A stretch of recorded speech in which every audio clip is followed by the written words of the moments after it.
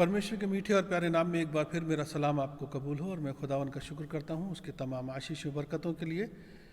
और हम खुदावन के कलाम में देखेंगे, खुदावन की वचन में रोमन्स की किताब उसका 8 अध्याय उसकी 31 और 32 आयत इस तरह से कहती है। Romans chapter 8 verse 31 and 32। अतः इन बातों के विषय में हम क्या कहें? यदि परमेश्वर हमारी ओर है तो हमारा विरोधी कौन हो सकता है? जिसने अपने निज पुत्र को भी न रख छोड़ा परंतु उसे हम सब के लिए दे दिया, वह उसके साथ हमें सब कुछ क्यों करना देगा? खुदावन अपने कलाम के पढ़े और सुने जाने पर आशीष दे। आइए प्रार्थना करें। पिता परमेश्वर, मैं आपका धन्यवाद करता हूँ आपकी तमाम आशीष और बरकतों के लिए, और धन्यवाद करता हूँ इस वचन के लिए प्रभु जो आप हमें देते हैं हमारे जीवन में आशीष के लिए। पिता परमेश्वर, होने दे मैं अपने आप से कुछ ना बोलूँ बल्कि तू मुझ में होकर हम सब से बात कर। खुदावन यीशु मसीह के नाम से आमीन।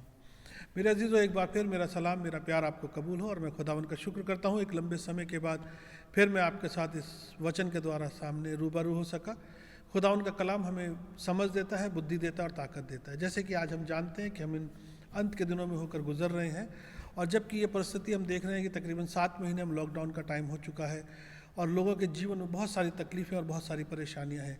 किसी की जॉब्स चली गई, किसी के घर में बीमारी है, किसी घर में तकलीफ़ है, किसी के घर में फाइनेंशियल प्रॉब्लम्स हैं, और हम इस तरह से परमेश्वर के अनुग्रह में होकर जल भी पा रहे हैं और बहुत सारी दिक्कतों और परेशानियों में चल रहे हैं। और साथ ही साथ हम देखते हैं कि ये एंटी क्राइस्ट का टाइम है, खुदावन यीशु मसीह का आगमन जल्द है, और हम इस बात को एहसास करने पाते हैं कि खुदावन जो है वो हमारे साथ है। और आप अगर बाइबल के बुक्स को उठाकर देखेंगे, आज यूट्यूब पे या फेसबुक पे या कहीं भी प्रचार सुनेंगे तो आपको एंटी क्राइस्ट के बारे में सुनने को मिलेगा, आपको 666 के बारे में सुनने के लिए मिलेगा। ऐसी बहुत सारी चीज़ें हैं जो आपको डराती हैं, परेशान करती हैं, घबराती हैं।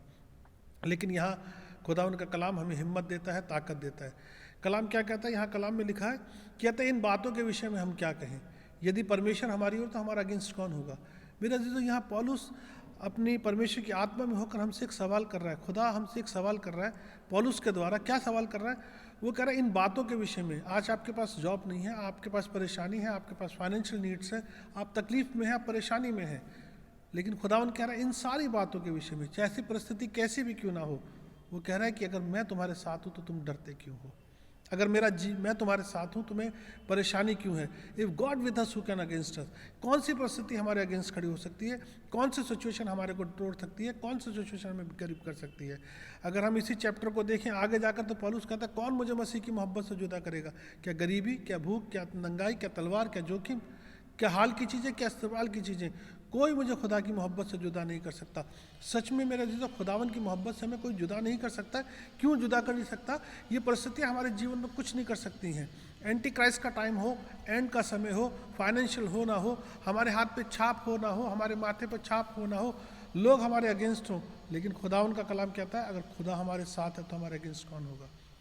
आज आपके जीवन में किसी तरह की परेशानी है, चाहे आपकी जॉब नहीं है, परेशानी है, फाइनेंस की दिक्कत है, रोटी की दिक्कत है, बीमारी की दिक्कत है, तकलीफ है, आप अकेले हैं, कमज़ोर हैं, आप सोचते हैं आपका कोई मददगार नहीं, कोई सहायक नहीं, खुदावन कहता है मैं तेरा सहायक हूँ, मैं तेरा मददगार हूँ। जब खुदावन का जन्म हुआ तो फरिश्ते ने आके मरियम से कहा उसका नाम इमैनुएल रखना, जिसका मतलब है कि मैं तेरे साथ हूँ। और खुदावन का कलाम क्या कहता है? यीशु मसीह कहते हैं कि ना तो मैं तुझे छोड़ूंगा ना मैं तुझे त्यागूंगा।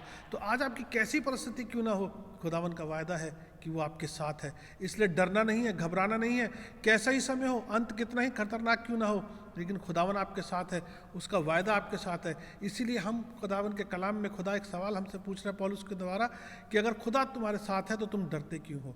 If God with us who can against us? ऐसी कौन सी परिस्थिति है जो हमें खुदावन से दूर करेगी? ऐसी कौन सी परिस्थिति जो हमें तोड़ सकती है? कोई नहीं तोड़ सकता।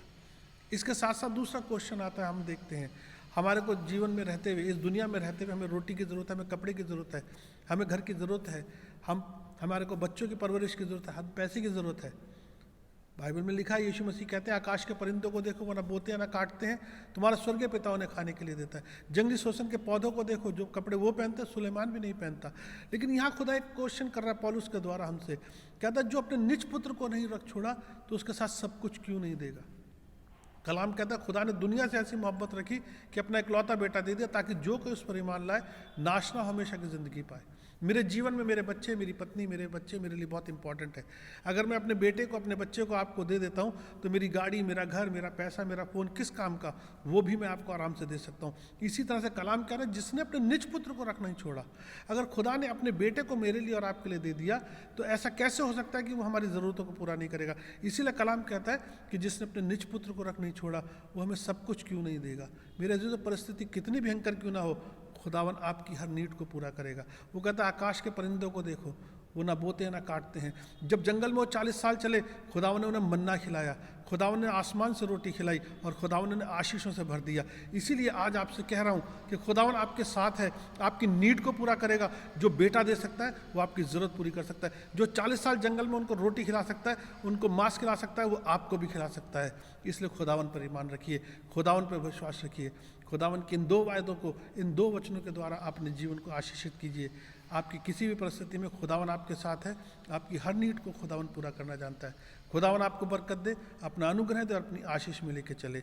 May God bless you. खुदावन आप पर बरकत बनाए रखे। आइए प्रार्थना करें। पिता, मैं आपका धन्यवाद करता हूँ आपकी तमाम आशीषों के लिए, बरकतों के लिए, और सबसे बढ़कर धन्यवाद करता हूँ इस वचन के लिए जो हमें सामर्थ देता है, ताकत देता है। पिता, अपने तमाम सुनने वालों के लिए दुआ करता हूँ, उनके जीवन पर आपका अनुग्रह और आपकी आशीष हमेशा बनी रहे और खुदावन आप में बढ़ते चले जाएं। खुदावन यीशु मसीह के नाम से आमीन। May God bless you. खुदावन आपके साथ रहे। Thank you so much.